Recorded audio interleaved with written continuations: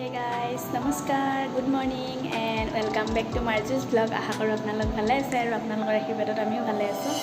আৰু আজি vlogটো আৰম্ভ কৰিলোঁ কি কৰোঁ আপোনালোকক দেখুৱাই থাকিম ভিডিঅ'টোৰ জৰিয়তে দুপৰীয়া লাও শাক আৰু মাছৰ লগত ভাতকেইটা খাই লৈ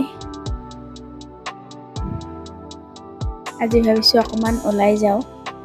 বৰষুণৰ পিছত বৰ ধুনীয়া একদম সেউজীয়া হৈ আছে পৰিবেশটো আৰু মোৰ লগতে অকমান আপোনালোককো দেখুৱাও আৰু এই সেউজীয়া পৰিবেশটোৱে মোক অকমান ঘৰুৱা অনুভৱ কৰাই আছে মানে আৰু এয়া দেখিবলৈ পাইছে পাঁচ নৈ আৰু পাঁচ নৈৰ সেইটো পাৰে মানে পূব ফালে শোণিতপুৰ আৰু পশ্চিম ফালে ওদালগুৰি আৰু বৰ ধুনীয়া নদীখনৰ কাষতে পথাৰখন আৰু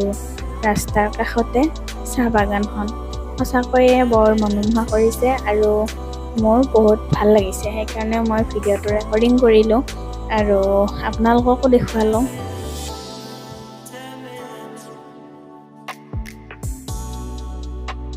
আৰু এইখন ধনচিৰি চাহ বাগানখন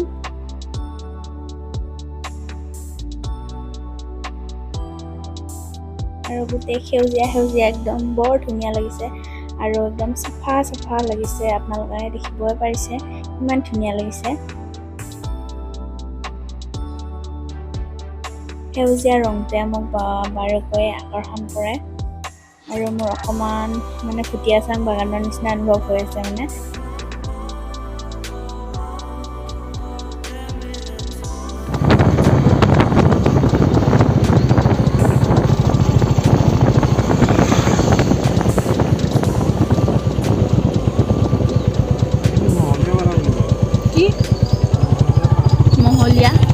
মহিলাপাৰাহে নাম শুনিছোঁ মহলীয়াপাৰাও আছেনে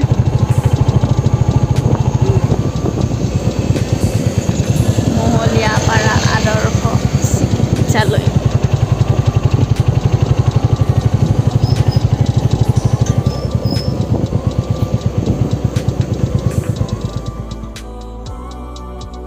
আমি গৈ আছোঁ মাছবাট অভিমুখে মানে যোৱাৰ উদ্দেশ্য এটা আছে মই মানে ষ্টেচনটো চাব গৈ আছোঁ ৰেলৰ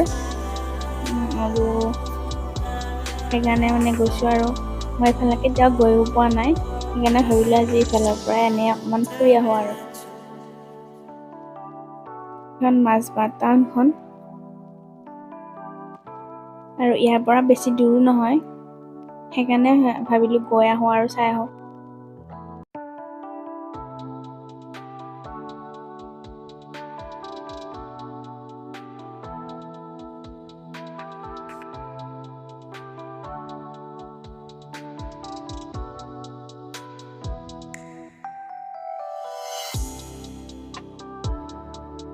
মেইন ৰাস্তাটোৰ পৰা ষ্টেচনৰ ফালে অকমান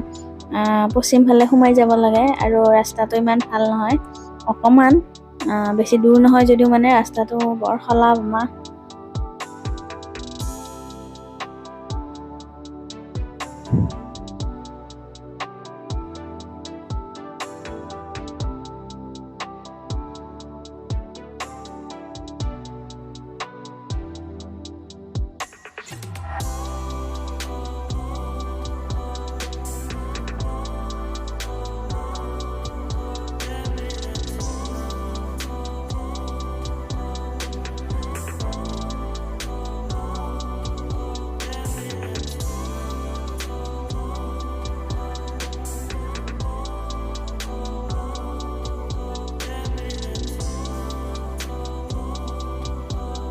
ট্ৰেইন আহিব সময় হৈছে সেইকাৰণে ই ৰিক্সাবিলাক ৰখি আছে ইয়াতে আৰু আমি নৰখিলোঁ বাৰু এনেই মানে চাই আহিলোঁ আৰু তাৰ পৰা ওলাই গ'লোঁ এখন কেফেত ফুডছ